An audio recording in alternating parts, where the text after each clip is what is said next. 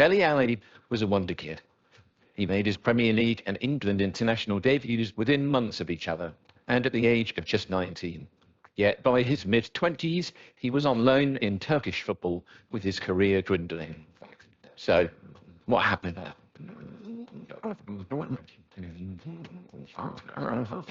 Dele was part of the MK Dons side that thrashed Manchester United 4-0 in the League Cup in the autumn of 2014. Already, however, the 18-year-old was on the radar of several Premier League sides, including Liverpool and Tottenham Hotspur. And it was the latter who struck a deal in January 2015. Dele left his hometown club for London after an initial loan until the end of that season. When he arrived at Spurs properly, his ascent was remarkable.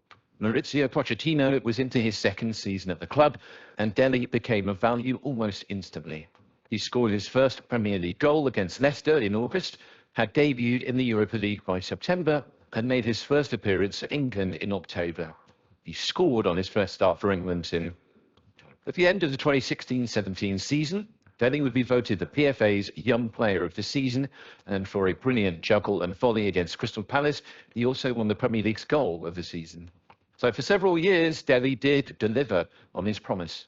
In 2016-17, he was again voted Player of the Year, becoming the first player since Wayne Rooney to win consecutive awards. He was also part of the Premier League's Team of the Season for the second straight year. He and Tottenham were flying high. And at his pinnacle, Dele was an invaluable ingredient of Pochettino's attack. His productivity came from excellent movement inside the box, an instinctive finishing ability, and most often, an uncanny understanding with Harry Kane. He scored good goals, but really important ones too, and against big opposition.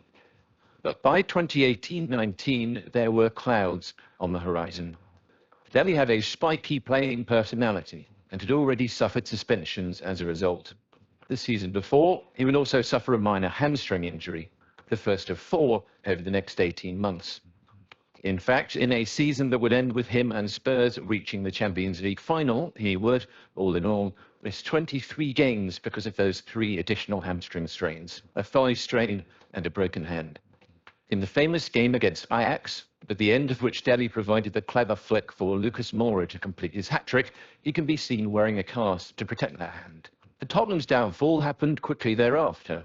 Pochettino was sacked by the club and replaced by Jose Mourinho at the end of 2019, and initially that change seemed of benefit to Dele.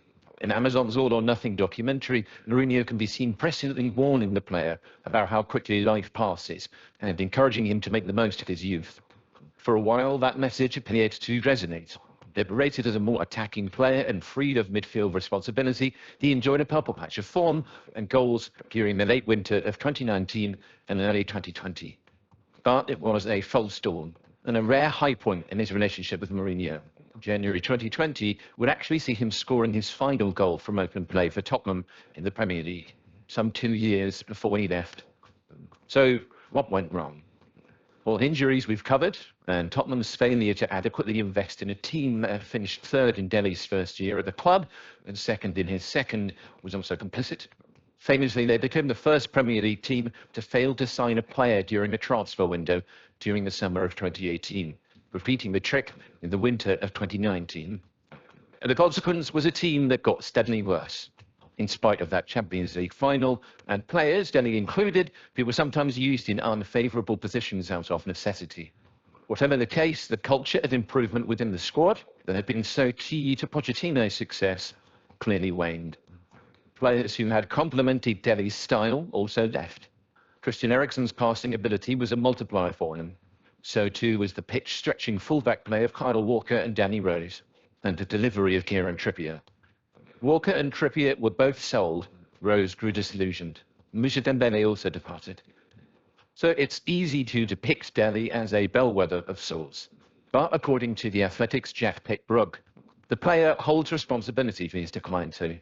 He noted a theory that Dele grew distracted by his off-field interests. That was particularly damaging, given that his game was ultimately all about hunger, about his willingness to keep taking risks, to get on the end of things and make those late runs into the box. Pitt-Brooke also observed that he's largely stopped making those runs. And with that, he's lost what made him such a dangerous player. He's never been a midfielder who runs the game by dictating possession. It's a valid point. Even at his best, Dele would often be relatively peripheral in games, only to punctuate them with a telling moment.